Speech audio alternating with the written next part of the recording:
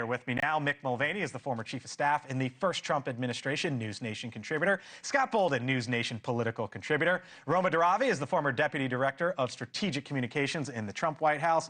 And Brad Howard is a Democratic strategist. Hello to you all. Thanks for being in here. 60,000, a big number, but a small percentage-wise, a couple of a percent. What happens from here? Yeah, well, I think there are a lot of questions that a lot of federal workers are trying to figure out is, are they going to hold true to their end of the bargain, right? You have no real assurances that for the next 7 to 8 months that they're going to continue to pay the part that they owe you. And so I think the funding mechanisms in Congress are complicated. There's legal questions. I think there's a lot of unanswered questions that a lot of workers have. And I think there would be more if those were answered, and they have not answered them yet. So we're kind of watching to see how that plays out. But a lot of these folks that we've seen already are, people that were headed towards retirement or close to it anyway. Folks that, my concern is there's going to be high achieving individuals who can go immediately get a job because they're high achieving and they're in government. Here's a way to get 2 paychecks at once. Yeah. And so we're talking about waste, fraud, and abuse. That doesn't really feel like the best use of resources. It's interesting that Brad says people who were maybe nearing retirement. I was at dinner 45 minutes away from where we are, well away. And someone was talking about this the other night. They're at the table next to us, and they said, if we have to return to work, I hope we just get a buyout offer.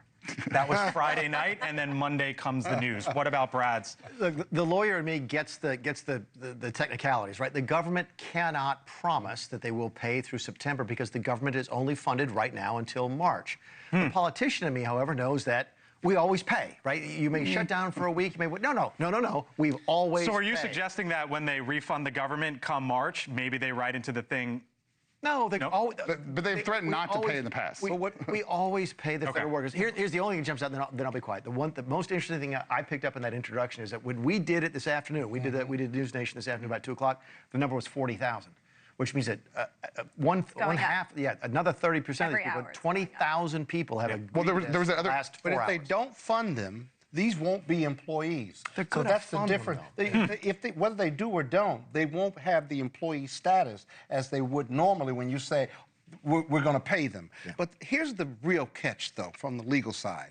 What the catch is and what the scam is that in order to take the buyout, you have to waive all your rights to sue them or to come back if they don't keep their word. So you think this is a scam? Well, not a scam, Isn't but that kind of typical? Like if you were to go, you sort of leave in good graces and sign things?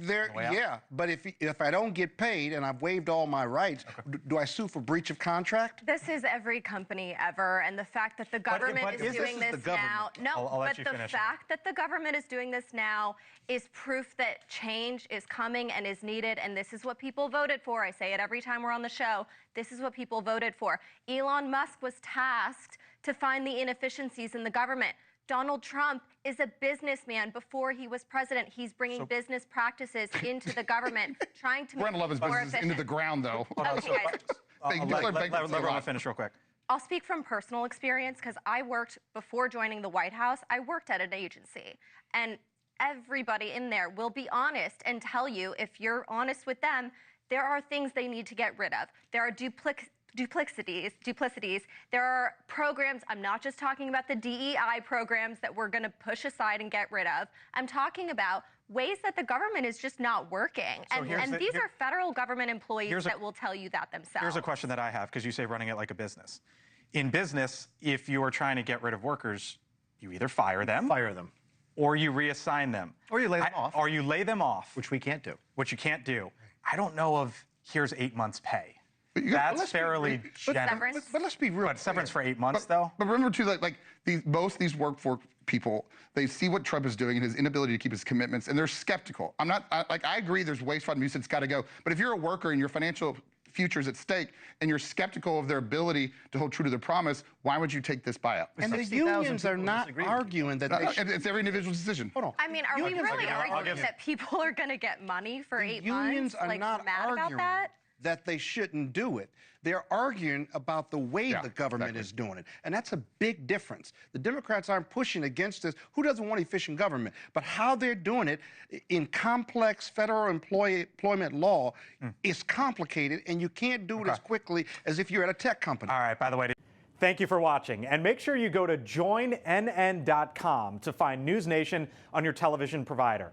And don't forget to click the red subscribe button below, to get more of News Nation's fact-driven, unbiased coverage.